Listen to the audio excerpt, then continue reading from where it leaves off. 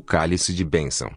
1 Coríntios, capítulo 10, verso 16, por João Calvino.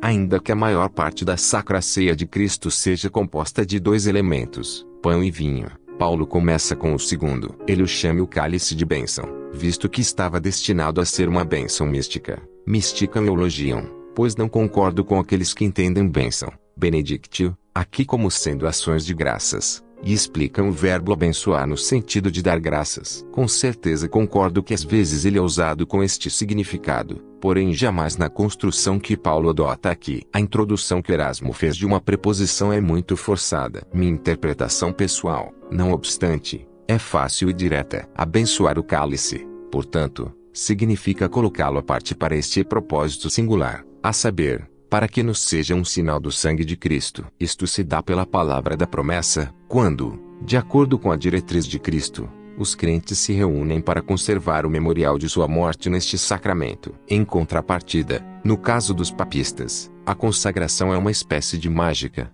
a qual tem suas raízes no paganismo, pois não conserva nenhuma semelhança com o rito integralmente genuíno que os cristãos conservam. É verdade que tudo quanto comemos é igualmente santificado pela palavra de Deus, como Paulo mesmo nos ensina em 1 Timóteo, capítulo 4, verso 5. Neste contexto, porém, a bênção tem um propósito distinto, a saber, para que o uso das dádivas divinas seja puro e sirva à glória de seu doador e a nosso próprio bem. Em contrapartida, o objetivo da bênção mística na ceia é que o vinho não seja mais uma bebida ordinária, e, sim, seja separado como alimento espiritual de nossas almas, ao transformar-se num penhor do sangue de Cristo. Ele afirma que o cálice abençoado desta forma é koinonia, uma comunhão no sangue de Cristo. O que isso significa exatamente?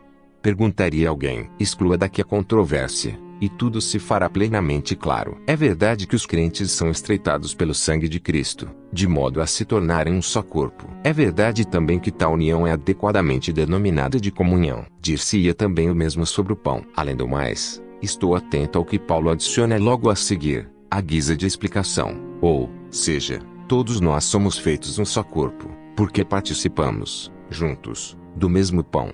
Mas, pergunto eu, qual é a fonte dessa koinonia ou comunhão que existe entre nós, senão que estamos unidos a Cristo de tal sorte que somos carne de sua carne e osso de seus ossos? Efésios, capítulo 5, verso 30.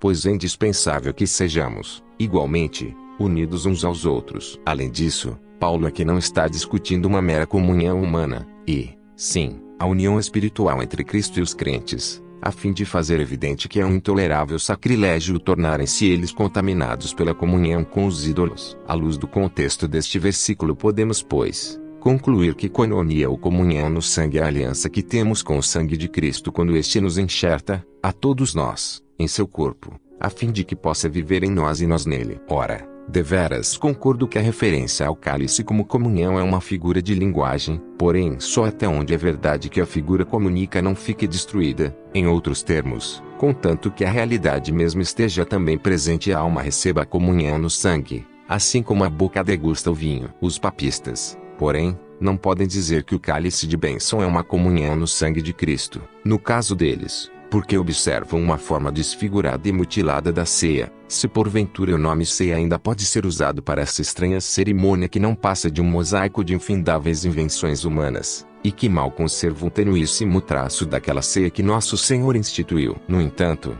mesmo que tudo mais se conformasse ao uso correto da ceia, uma única coisa estaria ainda em conflito com ela, a saber, que o cálice, que é a metade do sacramento, é negado a todo o povo. O pão que partimos. À luz dessa expressão dá-se a entender que, na igreja primitiva, o costume era que cada pessoa quebrava para si um pedaço de um só pão, para que sua união no corpo de Cristo pudesse ser claramente notada por todos os crentes. Partindo das evidências deixadas por homens que foram eminentes na igreja dos 3 séculos após os apóstolos, faz-se também muito claro que esta prática foi mantida por longo tempo. Depois, a superstição logrou vitória, com o danoso resultado de que ninguém mais ousou tocar o pão com suas próprias mãos, senão que os sacerdotes o põem em sua boca.